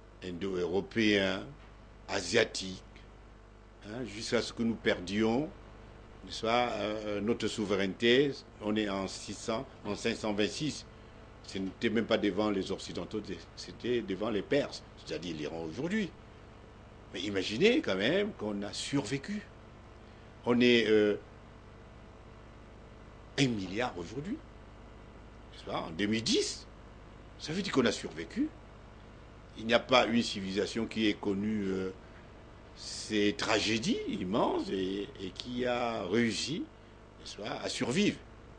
Donc, quand vous prenez par exemple les autres civilisations, la civilisation occidentale, elle a connu aussi des cycles d'anarchie, de désordre, et puis a essayé, n'est-ce pas, de surmonter cela pour créer des États-nations qui sont aujourd'hui en train de s'effondrer aussi. Donc, il n'y a pas à s'inquiéter en disant, mais pourquoi nous avons eu tout cela, n'est-ce pas, cela arrive à toutes les civilisations, et cela nous est arrivé, mais on a continué à survivre.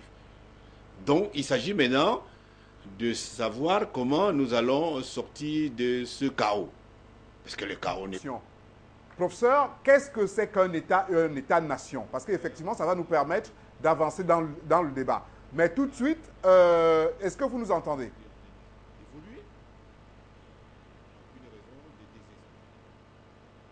Oui, qu'est-ce qu'un État-nation, professeur Sinjoun? L'Afrique est devenue un champ de grande bataille. Nous avons désormais des instruments nous référant à... Donc, je crois que nous avons quelques soucis. Nous allons revenir sur le plateau et nous allons demander d'abord au professeur Mathias Onangini de bien vouloir réagir. Il faut réagir, on peut déjà réagir sur la question de l'évolution historique des sociétés africaines. En réalité, l'histoire est un cycle qui est marqué par la naissance, la maturation, l'expansion, l'apogée, puis le déclin, l'extension et la renaissance des civilisations. Il n'y a donc pas de surprise qu'une civilisation ait été au sommet à un moment et puis qu'ensuite elle redescende. Arrêtons-nous simplement à l'histoire de la configuration qui s'impose au monde à l'heure actuelle, que nous appelons la configuration occidentale. Vous voyez bien que les pays moteurs de l'Occident ne sont pas les mêmes depuis plusieurs siècles. Ça a d'abord été le Portugal et l'Espagne, ensuite ça a été la France, puis la Grande-Bretagne, puis l'Allemagne, puis les États-Unis. Donc il y a des évolutions comme ça, et ce qui est valable à l'intérieur d'une configuration civilisationnelle est aussi valable entre les configurations civilisationnelles. De ce point de vue, les Africains sont à l'heure actuelle dans une période de reconstruction.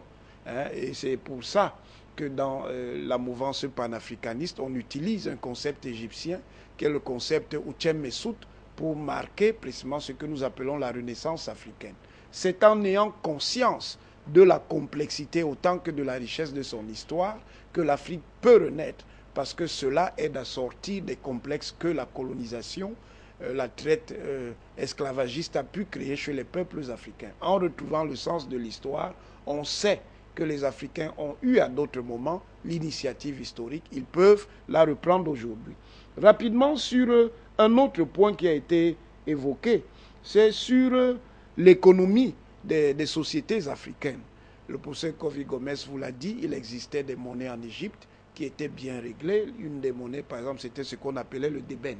Et dans tous les grands empires africains, aussi bien les empires d'Afrique de l'Ouest, le Ouagadou qui va devenir Ghana par la suite, le Malais, le Songhai, que les empires du centre africain, notamment le grand empire que constitue le Ntotiladja Congo, c'est-à-dire l'empire du Congo, l'empire du Zimbabwe avec ses différentes composantes, étaient des civilisations ayant une économie rayonnante. C'est la même chose pour les cités-États, parce que les cités-États, ça a été un des principes très développés en Afrique, avec les cités-États à Caen, entre ce que nous appelons aujourd'hui le Ghana et la Côte d'Ivoire, avec les cités-États Yoruba entre le Nigeria, le Bénin et le Togo, avec les cités-États Ibo et surtout les cités-États Haoussa. Donc, il y a eu, dans les différentes phases de l'histoire africaine, un rayonnement. Pour ce qui concerne l'inspiration afrocentrique en économie, on peut citer un professeur africain-américain qui s'appelle Paul Barton, qui travaille précisément sur ce qui peut apparaître comme les singularités de l'Afrique en matière d'organisation économique. Il y a donc aussi là un certain nombre de choses très intéressantes en termes de faits historiques et d'interprétation de l'histoire économique africaine. Il y a le professeur Cissé, je ne sais pas s'il est encore vivant, un Ivoirien qui a fait une histoire économique de l'Afrique de l'Ouest. Il y a des choses très intéressantes qui peuvent être dites à ce sujet. Là, maintenant, nous avons vu l'Égypte, nous avons vu le Mali, nous allons actualiser dans le débat et nous allons parler des crises de l'État en Afrique. Quand je parle des États, je parle des États ici avec S, n'est-ce pas, les crises de l'État avec S, d'autant plus qu'il y a l'État africain qui est endogène, qu'on va dire vulgairement, qui relève de nos rois et de nos chefs, et l'État, n'est-ce pas, l'État qui nous vient de l'Occident. Et ces deux États, nous semble-t-il, d'après ce qu'a dit le professeur Sinjoun, sont en crise.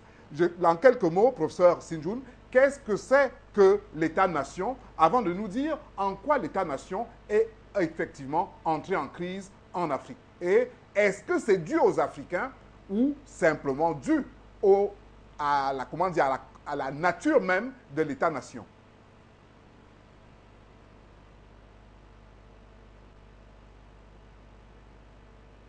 Je pense que l'État-nation a une histoire tout à fait récente. Je prends un exemple. Hegel n'a pas vu l'État-nation allemande. Il est mort en 1831. L'État-nation allemand n'a eu lieu qu'en 1870, n'est-ce pas, avec Bismarck. Donc quand vous regardez l'histoire des États-nations en Occident, ça ne commence qu'à partir du XVe siècle. Vous avez la France, vous avez l'Angleterre et quelques autres États, comme l'Espagne dont a parlé Mathias, et puis le Portugal. Donc, et ces États-là, c'est terminé. L'État-nation n'existe plus, c'est terminé. L'Europe est en train de sortir de ces unités meurtrières. N'oubliez pas que même les États-nations en Occident ont donné lieu, n'est-ce pas, à des guerres mondiales. 14-18, 39-45, c'était des unités extraordinairement meurtrières.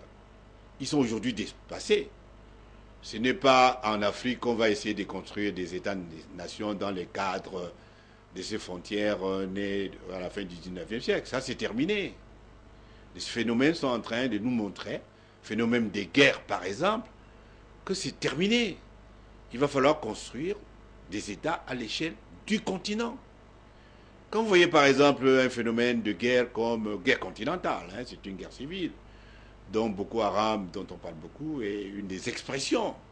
Aucun État, y compris celui dont on dit qu'il est très puissant, le Nigeria, ne peut venir à bout de cela sans passer par une confédération ou une fédération des différents États.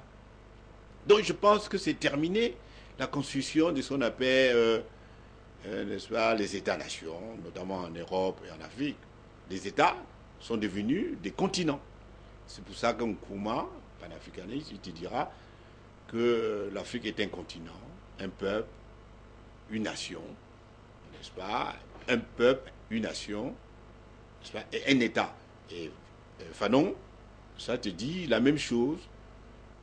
Cheikh Anta Diop te dit il faut faire basculer très rapidement sur la pente l'Afrique sur la pente de son destin fédéral. Nous n'avons pas d'autre choix. Hein, les murs de Berlin, ça s'est terminé, ça s'est effondré. Il faut penser à d'autres configurations dans le cadre de la géostratégie, de la géopolitique. L'Afrique est devenue un véritable champ de grandes batailles, et puis il ne s'en sortira qu'en devenant un continent. Ok. Je reviens dans le studio, je vais vers le professeur Onangini. Dites-nous un peu, l'État-nation est en crise, il est en faillite comme l'a dit, mais est-ce dû au fait que c'est l'État-nation qui a eu du mal à s'adapter en Afrique ou ce sont les Africains qui ont eu du mal? Donc du coup, on revient à l'ajustement culturel ou l'ajustement dont parle Touda Mangele.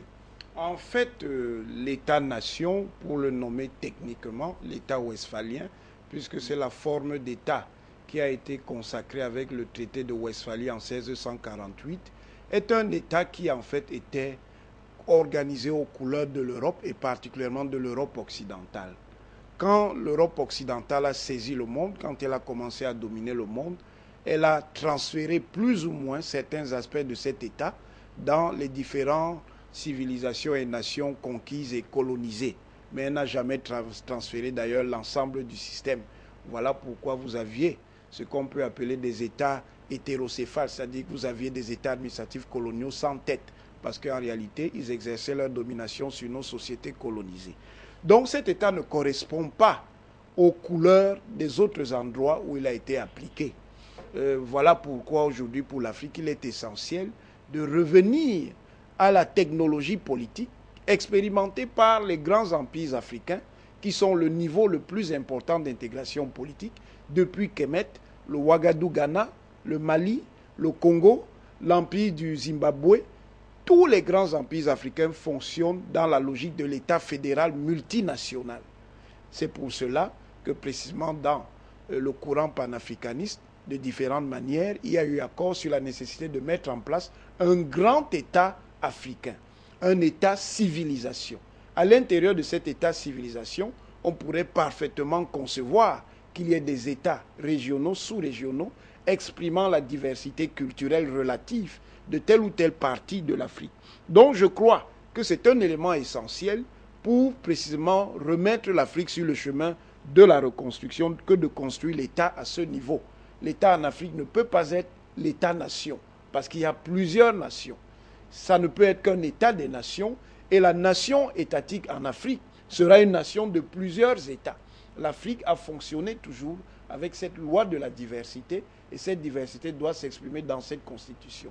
C'est parce qu'on a voulu utiliser l'organisation de l'État occidental, et je finis là-dessus, surtout de l'État occidental primitif, c'est-à-dire la monarchie absolutiste qui est née entre le XIIe et le XVIe siècle, que nous avons des problèmes. Merci. Là, nous voyons que l'État-nation est en faillite.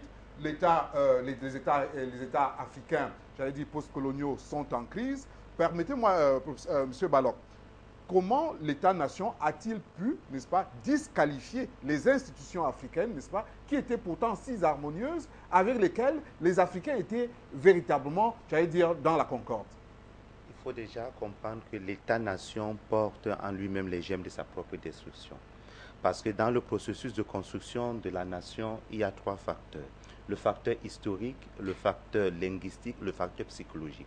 Le facteur psychologique permet à des peuplades apparemment disparates d'avoir une conscience de groupe, de vivre ensemble.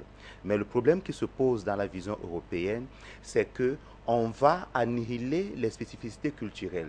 Et aujourd'hui, en Europe, les Basques veulent être indépendants. Les Corses sont en train de revendiquer un semblant d'indépendance. Vous voyez que la notion de nation est en train d'éclater parce qu'on n'a pas tenu compte des spécificités. Maintenant, lorsqu'on vient en Afrique avec ce genre d'État-nation, nécessairement, on trouve des peuples africains dont la conscience historique a été désagrégée.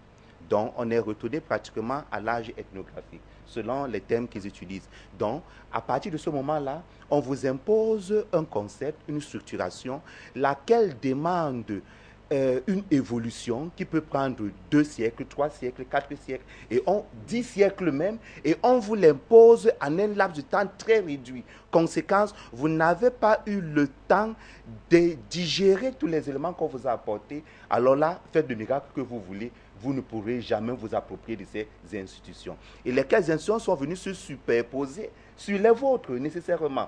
Donc, quand le colon arrive, il a un sérieux problème. D'abord, il ne peut pas collecter les impôts, il ne peut pas administrer les gens qui sont là. Alors, les structures traditionnelles qu'il a eu à trouver, il est parfois obligé de partir de ces structures-là, de mettre au-dessus ses propres structures, mais les structures traditionnelles qui sont là vont lui permettre de maintenir l'ordre tout simplement. Et c'est pourquoi aujourd'hui vous vous rendez compte que les chefs traditionnels sont devenus tout simplement des auxiliaires d'administration. Ils n'ont plus aucun pouvoir et pourtant, ce sont ces chefs traditionnels-là qui peuvent réellement mettre de l'ordre parce qu'ils maîtrisent les individus qui sont dans leur circonscription administrative. Effectivement, on voit que les États africains sont en crise, notamment, je parle des États africains postcoloniaux, dans la mesure où les représentants de ces États, qui sont les rois et les chefs, n'est-ce pas, qui sont en principe, je le disais, n'est-ce pas, les représentants de Dieu sur terre, se retrouvent vassalisés et être des adjoints, n'est-ce pas, des sous-préfets.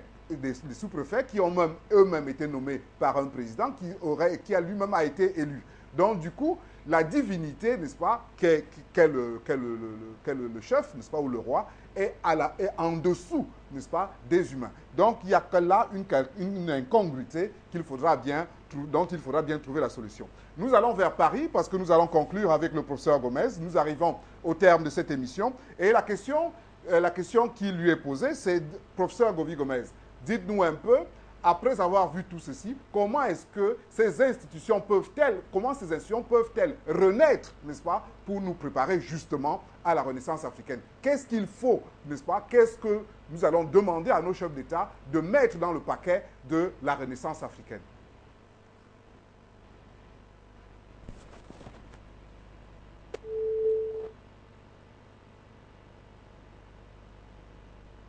Donc, nous avons un problème avec Paris. Donc, nous allons immédiatement vers Yaoundé et nous allons demander au professeur Sinjoun de bien vouloir nous dire, puisque nous sommes dans le terme de notre émission, quels sont les éléments, n'est-ce pas, les plus importants que l'on peut prendre dans l'Égypte antique, dans le Mali et dans les civilisations africaines, que l'on doit actualiser pour la Renaissance africaine, notamment, les institutions africaines aujourd'hui.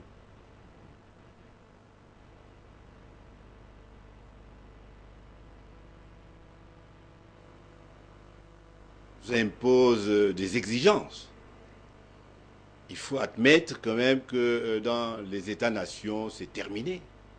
C'est terminé. On n'a pas d'autre choix que de transcender, n'est-ce pas, volontairement, n'est-ce pas, les frontières dans lesquelles on a voulu figer le peuple africain.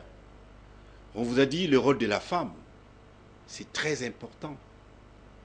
Parce que quelque chose qui a choqué Hegel, quand il se met à analyser, n'est-ce pas, les institutions africaines, il est frappé, il est étonné, il est écœuré lorsqu'il trouve que les femmes se trouvent être à la tête, n'est-ce pas, des États.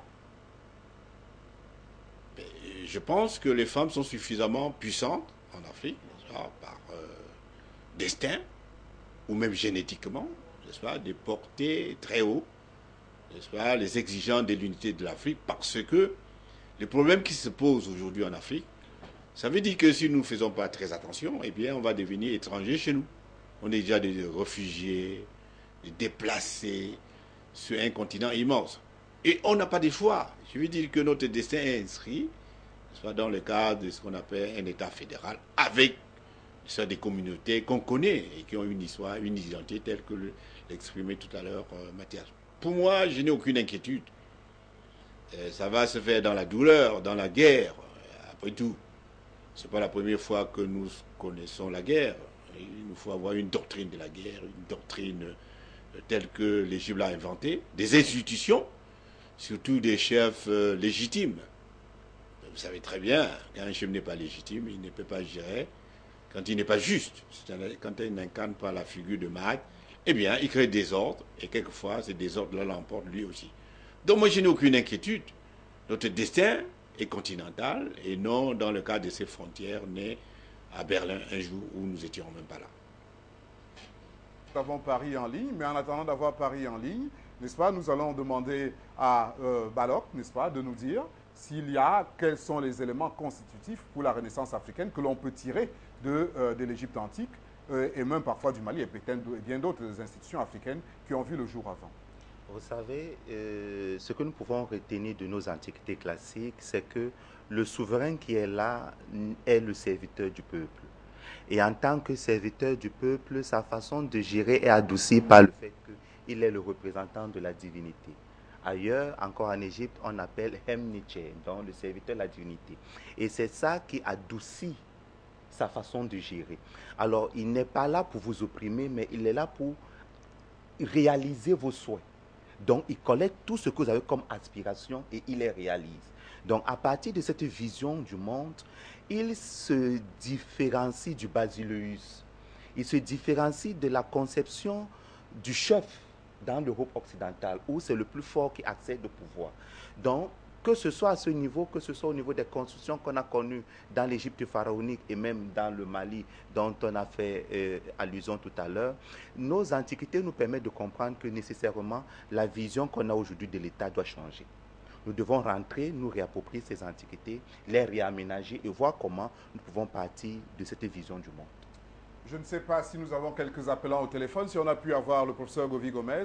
Sinon, en attendant, nous allons passer la parole au professeur Owonan-Guinea sur le plateau qui va nous dire, n'est-ce pas, d'après lui, la même question, quels sont les éléments qui sont constitutifs, n'est-ce pas, qu'on devrait plutôt reprendre dans nos valeurs culturelles pour pouvoir impulser la renaissance africaine dont nous avons tant besoin? Je crois que les éléments qu'on pourrait reprendre sont d'abord des éléments d'ordre symbolique. Nous devons reprendre le principe d'une civilisation solaire en utilisant le symbole de la lumière pour amener l'Afrique à la lumière et lui donner la puissance qu'elle mérite à nouveau d'avoir. Nous devons également mettre en place un État qui, comme le premier grand État africain procédant de Tasseti, le Pera, soit une grande maison. Et la grande maison, cette fois-là, concernera l'ensemble de l'Afrique. Nous devons avoir un État qui est un État des communautés, qui est en lui-même un cosmos. Un État qui part des communautés les plus petites, les communautés locales, au niveau clanique et familial, et remonte jusqu'à l'ensemble du continent, avec la même structuration, mais en changeant à chaque fois d'échelle. Nous devons avoir un État qui, comme on l'a dit, est tourné vers l'intellectualité. Et l'intellectualité parce que c'est la puissance principale qui permet à l'homme d'agir dans le monde. Tout ce que l'homme fait dans le monde matériel, il le fait parce que dans ce monde matériel, il peut utiliser la puissance de l'intellect et de l'esprit. Voilà l'état qui va permettre que nous sortions de cette période intermédiaire de ténèbres, qu'est la période de la longue dépendance de l'Afrique, qui a commencé effectivement de manière décisive en 525 avant Jésus-Christ, qui s'est aggravé en 323 après Jésus-Christ, et toutes les autres étapes n'ont été que la continuation de ce processus. Je reviendrai à vous tout à l'heure pour conclure l'émission. Nous allons tout de suite à Paris, n'est-ce pas, où nous demandons au professeur Govy Gomez la même question. Quels sont les éléments que nous pouvons tirer de la civilisation égyptienne, des civilisations du Mali, pour éviter les génocides que nous voyons, pour éviter les longévités au pouvoir qui sont malheureusement stériles, pour redonner une capacité économique à nos peuples qui en ont tant besoin? Je pense que la première des orientations qu'on puisse avoir lorsqu'on est perdu dans le temps et dans l'espace, c'est le retour vers les humanités. Nos humanités, ce sont les humanités classiques égypto-nubiennes.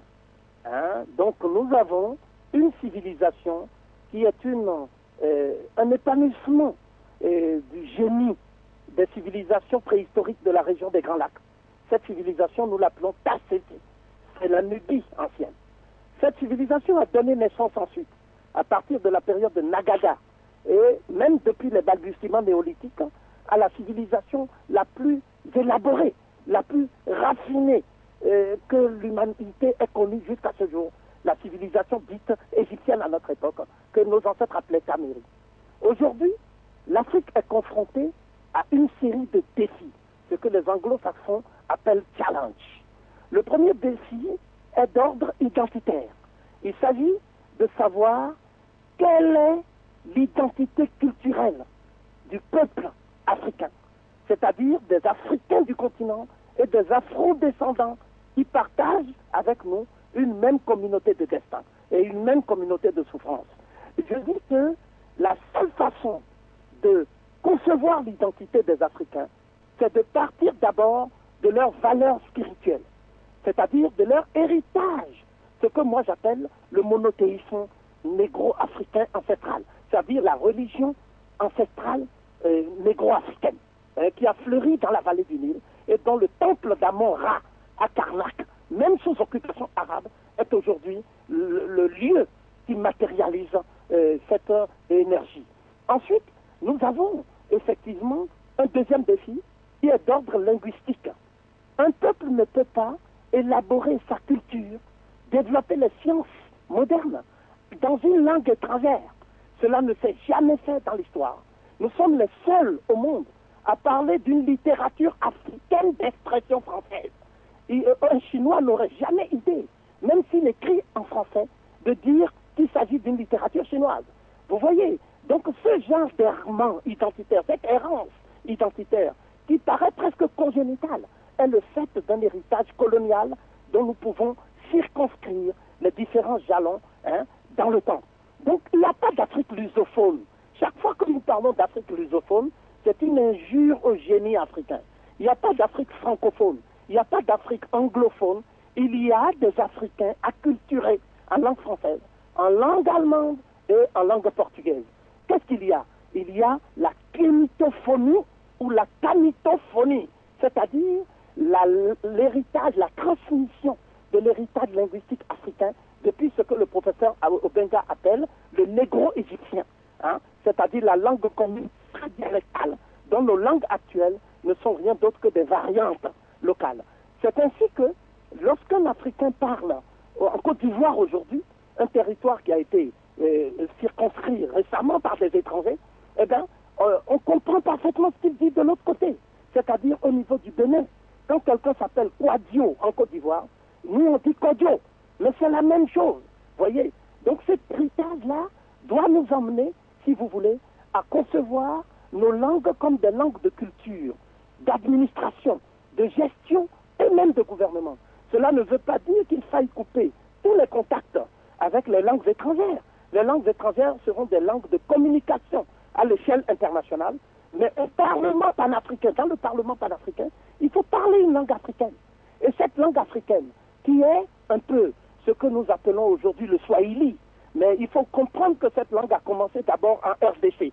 C'est une langue bantou. Ce n'est que lorsque cette langue est partie à Zanzibar qu'il y a eu quelques mots arabes. Donc nous prenons en fait la langue standard de la RDC qui a vocation à devenir la langue continentale. Il est évident qu'il faut maintenir les langues régionales. Nous avons donc 4 grandes entités à l'heure actuelle qui sont discernables. Nous avons l'Afrique australe, dont le pôle fédérateur... Professeur Govy Gomez, nous sommes malheureusement arrivés au terme de cette émission. Nous sommes très contents pour une fois de vous avoir eu suffisamment longtemps au téléphone. Nous savons que vos activités en France sont immenses et que vous nous ayez consacré autant de temps, n'est-ce pas, nous réjouit énormément. Donc, de ce point de vue, là, nous allons vers la fin de notre émission. Chers téléspectateurs, vous vous êtes bien rendu compte que l'Afrique recèle en elle, n'est-ce pas, des éléments qui vont lui permettre de renaître. Et ces éléments-là se trouvent chez nous et jamais à l'extérieur. Bien entendu, le professeur Govy Gomez l'a dit, il y a un élément linguistique. Nous parlons en français ou en anglais, mais il est temps que nous pensions, n'est-ce pas, à élaborer des nouvelles langues, à élaborer des constitutions, des enseignements qui nous permettront d'être véritablement libres. Nous ne l'oublions jamais. 800 millions de personnes, tel était le nombre de la population africaine, ceci, s'il vous plaît, en 1550 exactement. Cela voudrait dire que s'il y avait une aussi grande population, cela voudrait dire que nous avions sur le plan scientifique développé des technologies nous permettant de nourrir et de faire vivre autant de personnes. Nous avions bien entendu des institutions qui étaient à la hauteur, n'est-ce pas, des institutions économiques, politiques et sociales. Ces institutions-là, si on veut retrouver notre Kemet, si on veut retrouver la liberté, il nous suffit simplement de rentrer dans le cadre de nos valeurs culturelles. Nos chefs d'État, nous avons à les pousser, à leur demander de nous restaurer notre ancienneté. L'Europe n'a pas honte, n'a pas peur de vous citer Platon, de vous citer César, de vous citer un certain nombre de personnes. La Chine n'a pas honte de vous citer Lao Tse. Pourquoi aurions-nous honte de citer ou d'invoquer Imhotep pour le cadre de la Renaissance africaine? Chers téléspectateurs, nous sommes parvenus au terme de cette émission en espérant que vous ayez trouvé ici des éléments de débat, des éléments de débat qui vous permettront de faire renaître l'Afrique. Merci.